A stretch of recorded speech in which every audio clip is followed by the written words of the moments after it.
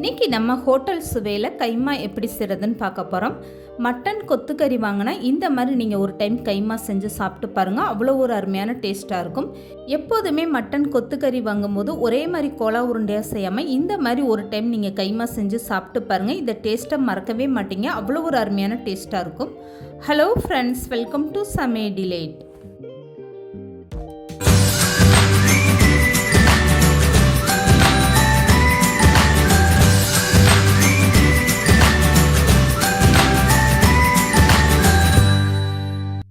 இப்போது மட்டன் கைமா செய்கிறதுக்காக ஒரு அகலமான பாத்திரம் எடுத்துக்கோங்க. இதில் வந்து 4லேருந்து 5 ஸ்பூன் அளவுக்கு நல்லெண்ணெய் சேர்த்துக்கோங்க.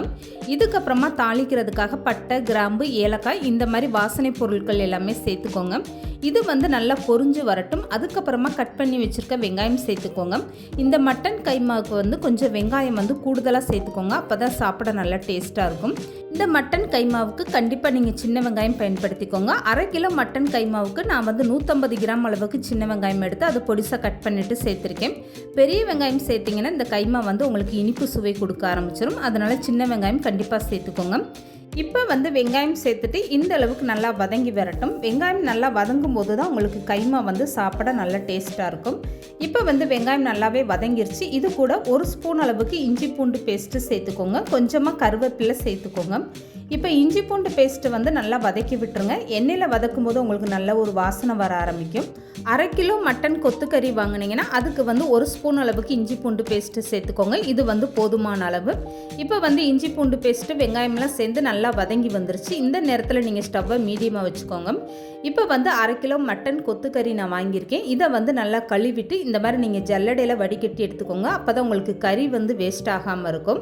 கொத்துக்கறி சின்ன சின்ன பீஸாக இருக்கிறதுனால நீங்கள் கையில் வந்து அரிச்சு எடுக்க முடியாது. அதனால் கழுவிட்டு இந்த மாதிரி ஜல்லடையில் நீங்கள் வடிகட்டி எடுத்துக்கோங்க. தண்ணியெல்லாம் நல்லா வடிஞ்சதுக்கப்புறமா இந்த மட்டன் கறியை நீங்கள் அப்படியே இந்த வெங்காயத்தோடு சேர்த்துட்டு இந்த மாதிரி நல்லா வதக்கி விட்டுருங்க. இந்த கறியில் இருக்கக்கூடிய தண்ணியே உங்களுக்கு போதுமான அளவு தான். நீங்கள் இதில் வந்து எக்ஸ்ட்ரா தண்ணி எதுவுமே சேர்க்க வேண்டாம். இப்போ வந்து கறிக்கு தேவையான அளவு உப்பு சேர்த்துக்கோங்க. இது கூடவே 1 ஸ்பூன் அளவுக்கு தனி மிளகாய் தூள் சேர்த்துக்கோங்க.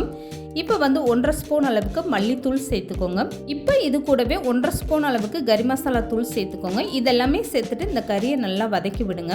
கறி வந்து வேகும்போது உங்களுக்கு அதிலிருந்து தண்ணி விட்டு வர ஆரம்பிக்கும். அதனால ஸ்டவ்வை மீடியமாக வச்சுட்டு இந்த மாதிரி நல்லா எண்ணெயிலே வதக்கி விடுங்க. கொத்துக்கறின்றனால உங்களுக்கு சீக்கிரமாகவே வெந்து வந்துடும். இதை வந்து நீங்கள் குக்கர்லாம் தனியாக வேக வச்சு எடுக்க வேண்டாம். ஸ்டவ்வை மீடியமாக வச்சுட்டு இந்த மாதிரி நீங்கள் கறியை லேசாக எண்ணெயிலே வதக்கி விட்டுருங்க. ஒரு 5 நிமிஷம் இந்த மாதிரி நல்லா வதக்கி விட்டதுக்கப்புறமா அப்படியே ஒரு மூடி போட்டு இன்னும் ஒரு 5 நிமிஷம் அப்படியே வேக வச்சுருங்க. இப்போ வந்து ஸ்டவ்வை கம்ப்ளீட்டாக நீங்கள் குறைச்சிட்டு வேக வச்சுக்கோங்க. அப்போ தான் அந்த கறியிலேருந்து தண்ணி வந்து உங்களுக்கு நல்லா அந்த கறியும் வெந்து வரும். இப்போ 5 நிமிஷத்துக்கு அப்புறம் நான் மூடியை ஓப்பன் பண்ணி காட்டுறேன் பாருங்கள். கறியில் இருக்கக்கூடிய தண்ணி எந்த அளவுக்கு நல்லா வெளியே வந்திருக்குன்னு. கொஞ்சம் கூட இந்த கைமால நான் தண்ணியே சேர்க்கலை. எந்த அளவுக்கு நல்லா தண்ணியோடு இருக்குது பாருங்கள். இதை வந்து இப்போ மூடி ஓப்பன் பண்ணிவிட்டு ஒரு டைம் நல்லா கலந்து கொடுத்துருங்க.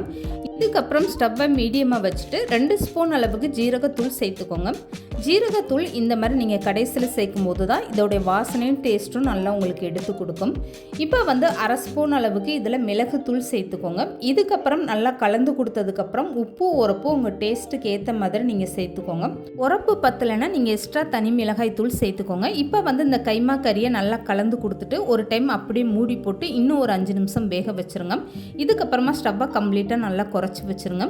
குறைஞ்சது 10 நிமிஷம்னாலும் நீங்கள் இந்த மட்டன் கைமாவை வேக வச்சு எடுத்துக்கோங்க. அப்போ தான் உங்களுக்கு நல்லா சாஃப்டாக வெந்து வரும். இப்போ வந்து 5 நிமிஷத்துக்கு அப்புறம் நான் மூடி ஓப்பன் பண்ணி காட்டுறேன் பாருங்கள். இருக்கக்கூடிய தண்ணியெல்லாம் நல்லா வற்றிட்டு எண்ணெய் பிரிஞ்சு வர ஆரம்பிச்சிருச்சு பாருங்கள்.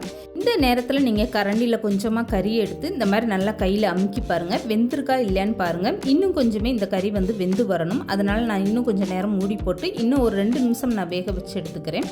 இப்போ வந்து இந்த கைமாவை அப்படியே குறைஞ்ச தீயிலே நீங்கள் வேக வச்சு எடுத்துக்கோங்க. எப்போதுமே மட்டன் கொத்துக்கறி வாங்கினா ஒரே மாதிரி கோலா உருண்டையாக செய்யாமல் இந்த மாதிரி நீங்கள் ஒரு டைம் மட்டன் கைமா ட்ரை பண்ணி பாருங்கள். இது வந்து இட்லி, தோசை, ஒயிட் ரைஸ்ன்னு சாப்பிட எல்லாத்துக்குமே ரொம்ப அருமையான டேஸ்ட்டாக இருக்கும். இப்போ வந்து 2 நிமிஷத்துக்கு அப்புறம் நான் மூடி ஓப்பன் பண்ணிவிட்டு நல்லா கலந்து கொடுத்துட்டேன் பாருங்கள். கைமால இருக்கக்கூடிய எண்ணெயெல்லாம் தனியாக பிரிஞ்சு வர ஆரம்பிச்சிருச்சு. இந்த நேரத்தில் நீங்கள் கொஞ்சமாக கட் பண்ண கொத்தமல்லி தூவிட்டு கலந்து கொடுத்துருங்க. அவ்வளோதாங்க, ரொம்பவே சூப்பராக மட்டன் கைமா ரெடி ஆகிடுச்சு பாருங்கள். இந்த மாதிரி மட்டன் கைமா நீங்கள் வச்சிங்கன்னா போதும். இதுக்கு வந்து தனியாக குழம்பு ரசம்னு எதுவுமே வேண்டாங்க. இந்த மட்டன் கைமாவை அப்படியே நீங்கள் ஒயிட் ரைஸோட போட்டு பிரட்டி சாப்பிடலாம். அவ்வளோ ஒரு அருமையான டேஸ்ட்டாக இருக்கும். இனிமேல் மட்டன் கொத்துக்கறி வாங்கும்போது இந்த மாதிரி ஒரு டைம் நீங்கள் கைமா ட்ரை பண்ணி பாருங்கள். இது குழந்தைகள்லேருந்து பெரியவங்க வர ரொம்பவே ஆசையாக விரும்பி சாப்பிடுவாங்க. அவ்வளோ ஒரு அருமையான டேஸ்ட்டாக இருக்கும். இந்த மாதிரி ஒரு டேஸ்ட்டில் இதுவரை நீங்கள் கைமா சாப்பிட்ருக்கவே மாட்டீங்க. கண்டிப்பாக ட்ரை பண்ணி பாருங்கள். இந்த வீடியோ பிடிச்சிருந்தா லைக் பண்ணுங்கள், ஷேர் பண்ணுங்கள். மறக்காமல் சமையல் டெய்லி சேனலை சப்ஸ்கிரைப் பண்ணுங்கள்.